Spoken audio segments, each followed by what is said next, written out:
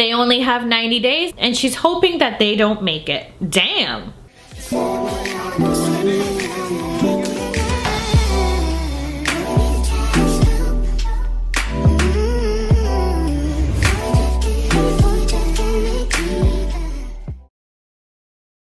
Hey my beautiful peeps, if you're new here, my name is Char and welcome to Char TV.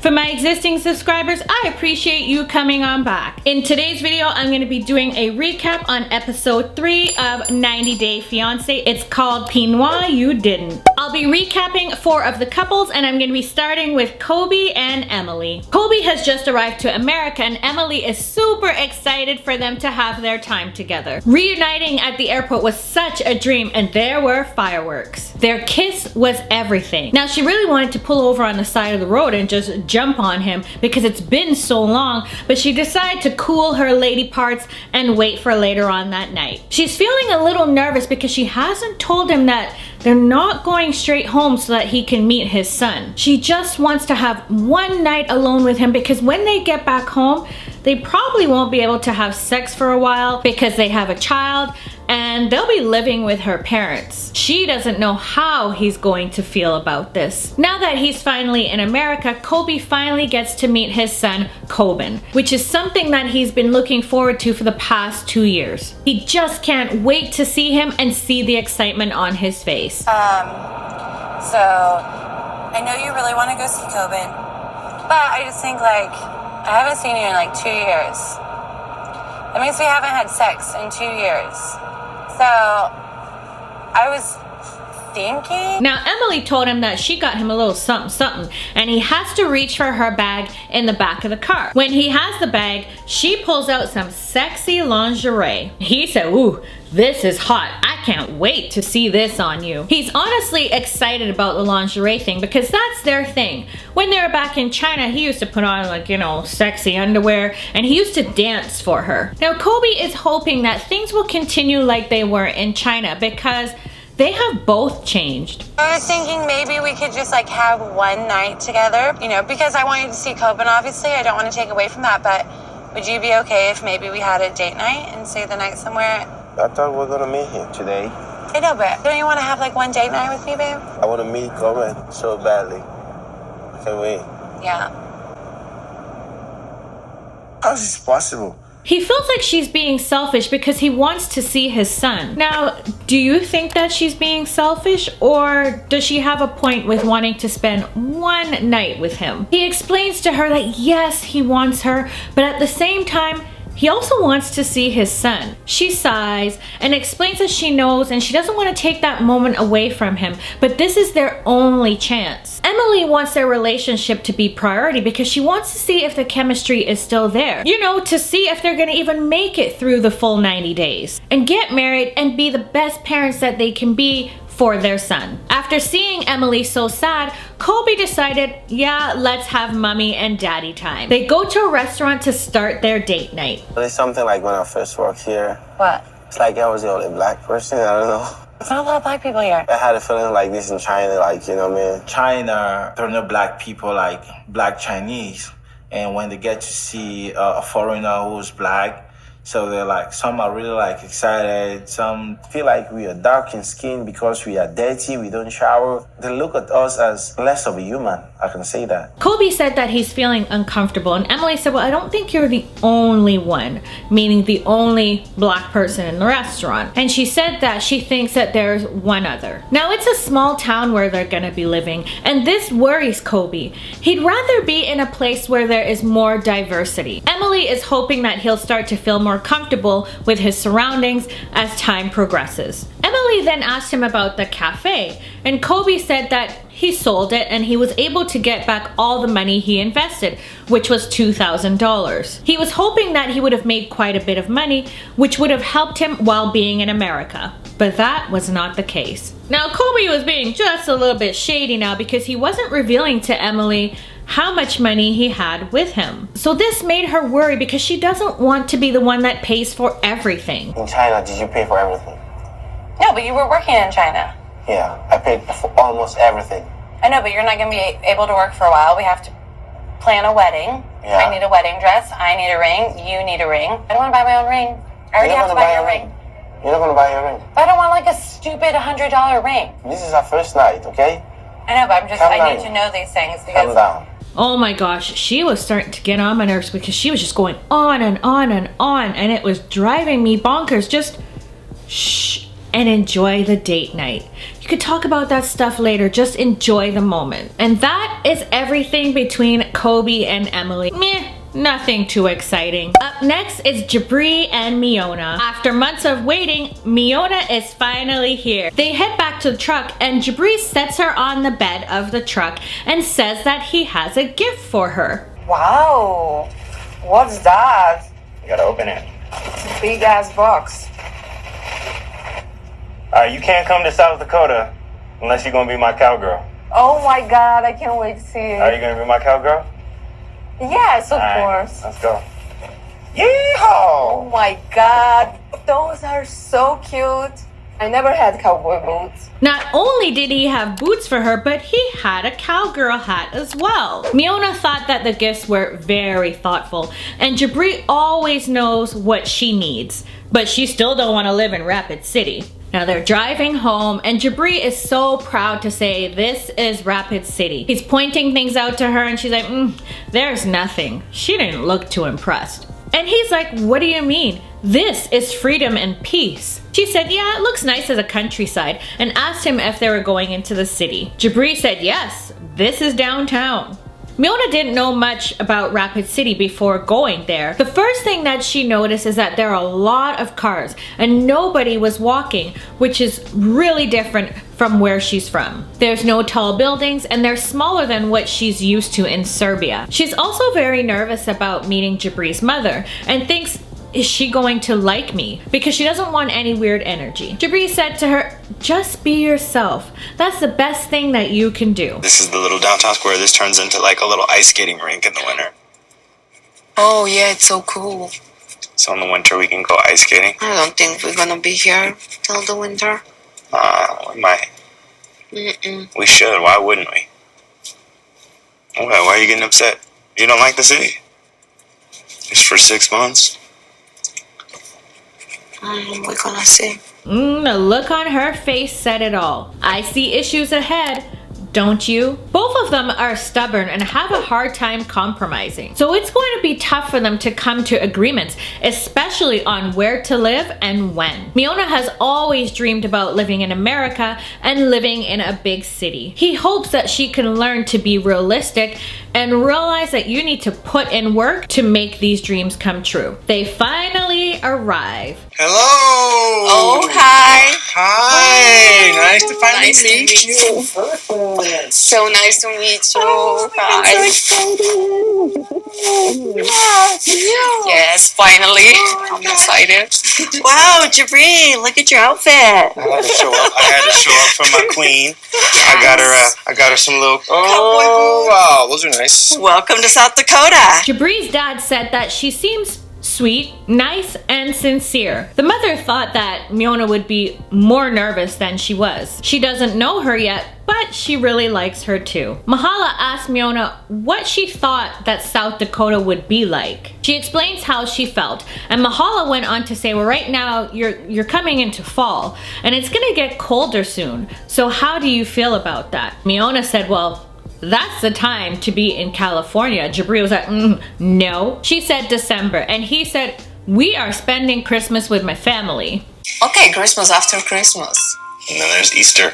What? Easter is like 4 months after that. I know, that's why we need to stay here and save money. That's not fair. Based on what we're seeing tonight, I'm a little bit worried about Jibri and Miona not being on the same page about how long they're going to be here. Communication is the core of a really healthy relationship. Mahala starts to explain that her and Brian have had a conversation in regards to expectations, such as caring for the house, cooking, and that sort of stuff. Miona is okay cooking meals for the family twice a week. She don't know if it's gonna taste good though, but she's okay with doing that. Mahala wants to know more. She wants to know what type of career Miona will be working on. And she explains, well, her makeup and starting a business. At this point, Jibri is starting to look a little bit cheesed. And his mother said to him, well, are you upset because we're asking her questions? And he's like, well, y'all are asking her the same thing 4 times in a row. She just got here and she's tired from traveling. Brian could probably feel the tension, so said that him and Mahala will clean up the dishes and they can get settled. I think that was a good call because Jibri was looking really irritated. And that is everything between Jibri and Miona. Meh. Nothing too exciting. On to Eve and Mohamed. The day has finally arrived for Eve to pick Mohamed up at the airport. She's feeling all sorts of emotions. Her friends have concerns that perhaps she's being used for a green card. But she feels like it's been 2 years in the making and feels that it's right and her feelings will not change. She's at the airport with flowers in her hand, anxiously waiting for her love. And then he arrives. Oh, my love.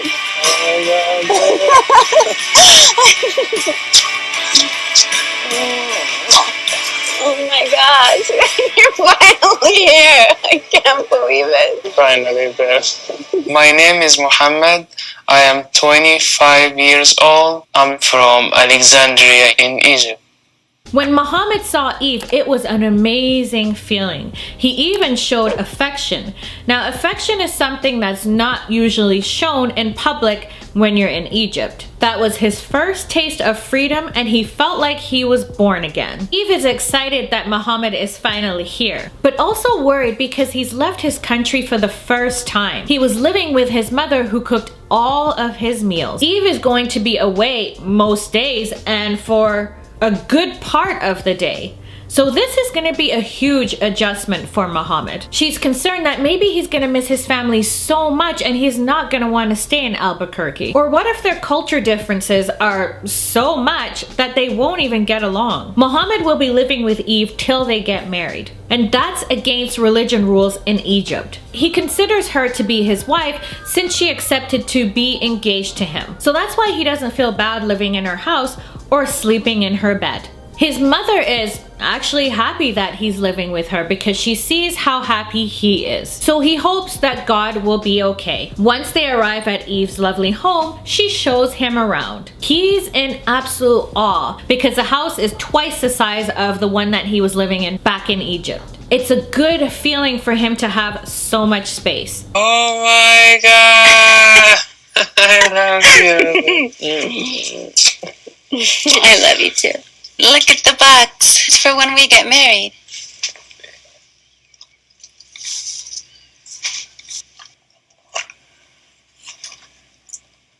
Oh my God.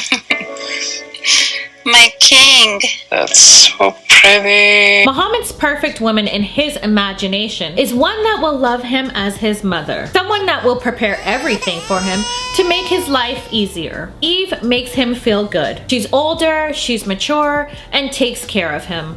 Okay, I gotcha. You're looking for another mother. Eve explains to him that she didn't get the bidet that he wanted. This is important to him because he's practicing Islam and prays 5 times a day and will be facing God, so he has to be clean. Tissue ain't gonna cut it. And he doesn't understand why she didn't get it for him when she knows that's something of importance to him. You know how to put it together. We'll see. Never did that before. Okay, well, I think we're gonna need some help. I'm a little upset about that, but it's our first night together. I'm not going to let that bothers me too much, but I feel like this is an example of the culture in America is completely different of what they are believing in Egypt. Mohamed is fearful that he is invested in this relationship and he left his country and his family. He feels that Eve needs to make sacrifices for him as well. And if she doesn't, he feels that this may ruin the relationship. And that is everything between Eve and Mohamed. I don't know about this one. I feel like he's gonna be one of her children. I don't even know what else to say. On to Ari and Biniyam. Now this couple may look a little bit familiar to some of you because they were on the last season of Before the 90 Days. I was actually surprised to see them again on this season. But hey, here we are. Ariela is 30 years old and is from New Jersey. She lives in Ethiopia with her fiance Biniyam and their son Avi. They were just approved for the K1 visa and will be moving to the US in 3 days. So things are kind of hectic. Biniyam hasn't told his family that he's gonna be moving to the US, and he's nervous doing so. And I can kind of see why, because if you watched Before the 90 Days, well, you know how his sisters are. Ari asked him, well, why would you wait? He said he just didn't want to add more stress to everyone. She reassures him that he knows his family really well and knows how to have a conversation with them, and said that they will be happy for them. We'll see about that. Ari and Binny are total opposites. It's like day and night. I was raised in the suburbs of New Jersey in a big Italian Jewish family. I worked as a freelance writer and helped manage my father's cardiology practice. I was raised by my siblings. My religion is Orthodox Christian. I'm doing dancing, singing, teaching personal training, martial arts, gymnastics. I do so many things. They met outside of a taxi stand when she was traveling through Ethiopia. After 3 months of dating, she found out she was pregnant, so she decided to move to Ethiopia. She had the baby by emergency C-section, and 1 month later was engaged. They've had many ups and downs, but the last year was particularly hard. Their son Avi was diagnosed with a hernia, so he had to have urgent surgery. Ari decided to go back to the US. She never could have imagined how bad the distance would have been for them. Binny was married before to an American woman, and one day she upped and left with their son and never came back. So Ari leaving for the US was very difficult for him. She ended up staying in the US longer than expected because she couldn't get Avi's surgery right away. Binny didn't believe that she was coming back, so this resulted in many fights, and eventually the communication just stopped. Ari being away was mentally difficult for Binny, so he decided to keep himself busy. He'd hang out with his friends and go to the club, and even turned his home into a studio. Most of the time, he just liked silence and switched off his phone. Don't think that was the smartest thing to do, because this is the reason why Ari thinks that he cheated. They ended up moving to Kenya for a little while to work on their relationship, because in Ethiopia, it was crumbling. Later on, Binny had an interview back in Ethiopia for his visa. He ended up flying there alone because Ari didn't want to go back there and see the home that they used to live in and see the people that would just be coming and going when she wasn't there. It would all be too much for her. Decided to fly to Ethiopia because I love this stupid jerk and I wanted to be there to support you. If I'm not allowed in, I'll wait for you nearby. Thanks for coming. We've been back in Ethiopia a few months now. I feel like everything is better like before. Yeah, but we still have issues. Like, it's still hard for me to trust you. We still have trouble communicating. Yeah. Things are not perfect. She really wants to believe that he's changed, but does feel that he is different when she looks at him. But she doesn't know if he's really ready for marriage. He reassures her that he does love her and he does want to marry her. Ari doesn't feel that 90 days is long enough for them to work out their issues. And if the old Binny comes back and does the partying to deal with his feelings, she doesn't think that the relationship will survive. Ari and Binny are currently living in a hotel since they don't have a home because they gave it up when they moved to Kenya. So they're both looking forward to having a permanent home. Ari decides to talk to her mother Janice because she's feeling scared. She's hoping that Binny will like where they're gonna be living. I hope that he settles in, you know. I am worried about whether he's going to like it or not. That's why I was talking to Dad last night. How do you think Biniyam's going to feel about being like 2 steps away from your parents? Like, on one hand, Vinny is so excited because he wants you guys to be his parents. He doesn't have parents. But on the other hand, he's always like, if we fight, don't tell your parents anything. I don't want them to have a negative opinion of me. When we get to Princeton, we will be staying in an apartment that my parents rented for us in the same complex where they live. Ari thinks that Binny is being a little apprehensive because Janet has been so involved in their lives for the past couple of years. He doesn't want Janet's over-involvement to jeopardize their relationship. Janet said that she'll try her hardest to stay out of their relationship, even though she likes to put in her 2 cents. Ari Ari feels like he can deal with the stress from her family because she has put up with a lot from his. Later on, Bini has to tell his friends that he's leaving. He's a little nervous because it's a big deal. They've known each other for a long time and at work on music, they're like his family. They won't be happy that he's gonna be moving. It's bad news, it's good news. I have. Like Ari, she wants new everything, like refreshing. I'm a Jamaro. What America here? Huh? Yeah. Busy with Suscanus, America. Yeah. His friend can't digest that Bini will be moving because he hears Ari and Bini arguing. And Bini tells him things. So from what he sees, the relationship isn't the best. So it worries him. His friend also wants to know what is motivating him to move. Is it for Ari or Avi? Bini explains that Avi is a gift from God and he doesn't want to be away from him. Even if he doesn't love her, he still will go. But they do love each other and have something good. It's their last night in Ethiopia, and Bini has only just started to tell his family and friends that he's leaving. Ari thinks that he should have told them a lot sooner and feels bad about his approach. He plans on telling them at his premiere party for his video clip Dancey Dance, because he figures that they'll be in good spirits, so that will soften the blow when he tells them. They arrive at the venue and it looks really beautiful. Shortly after, his sisters arrive. Don't touch us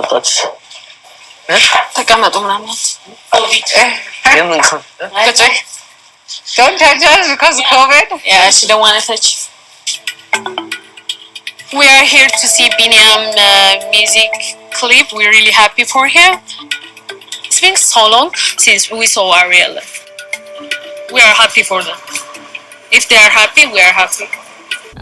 Yeah, I don't think so. I didn't get any happy vibes at all from them. Did you? His friends arrive and he says thanks for coming to his video party. They proceed to watch the video clip. Everybody is dancing and having a good time. They pop some champagne, so Bini feels that his plan is working because everybody's in good spirits. They sit down and he thanks them and he has a nervous look on his face. He says that he has something to tell them, especially his family. Now poor Bini, he was hemming and hawing and taking his time. His sister Wish was like, what is it? He said that he's sorry and he's just so stressed. Yeah, we can see that. Aminio, visa aginchallo, American visa. No, naga labarri asabku no. To move there.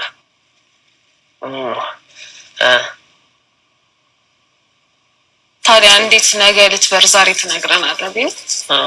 I know ነገርኳችሁ ምክንያቱም እኔም እርግጠኛ ስላልሆንኩ ነው ከሷ ጋርም የነበረው ነገር. He continued to explain that things aren't like they were before. They're better. His sister Mimi said, you're not happy, don't pretend. Which feels like this is Ari's fault because she's always manipulating Bini. She always controls him because she's a control freak. He always tells his sisters that he's not happy. So this is why they're worried what's gonna happen when he moves to the US because she doesn't trust her. Wish said, well now if they thought about them as family, a heads up would have been nice. Both of them knew all of this time and kept it a secret. Ari feels like what they're saying is total BS because him not telling them has nothing to do with her. She said that she'd never tell him not to tell his family because that is really messed up. Wish said, well yeah, you're also our family so you should have told us and he should have told us too. Ari says that she doesn't want to fight and Wish said that they're not here to fight. Could have fooled me.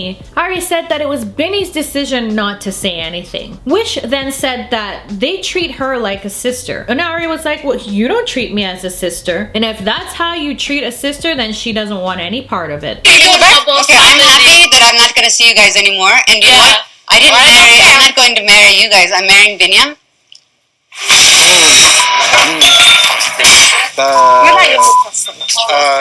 It's crazy. Ow, that burns. Jeez. Oh, yeah. Oh my god, I've never gotten alcohol to the right case before. That's a new experience. Poor Ari said that she can't fix this relationship and she's done fighting. Wish said that Ari doesn't respect them or Binny and thinks that she's psycho. They only have 90 days and she's hoping that they don't make it. Damn. Now I gotta admit, Ari's not my favorite to be honest with you, but that was not cool, Wish throwing wine in her face. I find that Wish has always had an attitude with Ari. Binny just sat there in silence. He didn't even say anything at all. He could have at least said something to diffuse the situation, because you could see it was getting pretty heated. And especially since he was the one that decided not to tell his family. Anyways, that's my 2 cents about that. And that is everything with Ari and Biniyam. That concludes my recap. I hope that you enjoyed it. It was an alright episode. Meh. I'm finding it really hard to get into these episodes, but then again, I have to give it more of a chance because it's always a little dry in the beginning because you're getting to know everybody and whatnot. So I'll give it a chance. Now for Kobe and Emily, honestly, I can see both sides. I can, because he hasn't seen his son at all. So of course, that's the first thing that he's gonna wanna do is see his son. I can also see her side because, yeah, there's not gonna be any alone time. Or very rare because they have to take care of their child and they're gonna be living with her parents. So I can see both sides, but honestly, she should have taken him to see their son. As for Jibri and Miona, listen, I can see the mother and her butting heads. I can see it.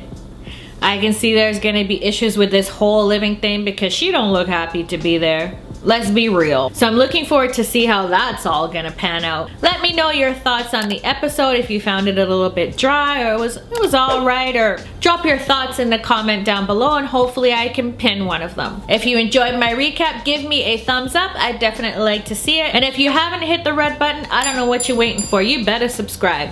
It's a fun time in the community tab. I have polls, I ask you questions to get a nice conversation going. I throw up funny memes that I find. It's a laugh. I'm telling you, you're missing out. Thanks for watching, my beautiful peeps, and I'll catch you in my next video. Bye!